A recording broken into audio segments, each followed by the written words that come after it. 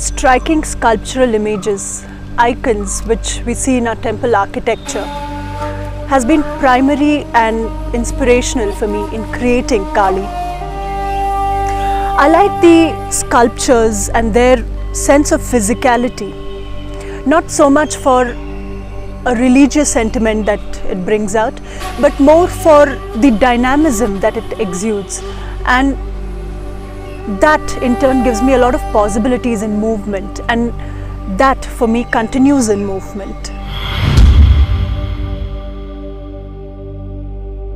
Kali is a piece that is commissioned by the royal family of Vadayars, the Maharajas of Mysore. As you know that Mysore, very famous for Chamundeshwari, and she's known as the Bhadrakali, the Chamundeshwari, more in her raw, rugged, rustic avatar down south. She is the Shakti of Shiva, and she's seen in dark form here more than a refined form of Durga. When I close my eyes and visualize Kali, I see hair streaming, I see the color of blood dripping through her tongue, I see heads of massacred demons which she's wearing as a garland, and she's dancing her dance of death.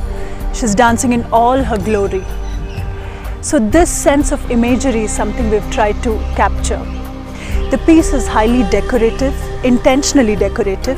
Movement is inspired from Bharatnatyam, which is my primary foundation, and then crafted and molded into other creative forms and possibilities. The music has a haunting melody line, which also has added a lot of intentions to the movement. When I think of Kali, I see that there is an existing energy within each one of us in our everyday lives. She is like the core strength, the mandala, and she comes out in a lot of situations and everyday instances. She is someone who can destroy your ignorance and keep you grounded. She crushes your ego. And once your ego is crushed, I think there is a sense of revival and rebirth that takes place. That to me is extremely spiritual and a very enriching experience. And to me, that's the essence of Kali. She is someone who can celebrate death. And death here in my piece is more beginning than an end. I've also used a choreographic license to use imagery of a bird which is constantly recurring.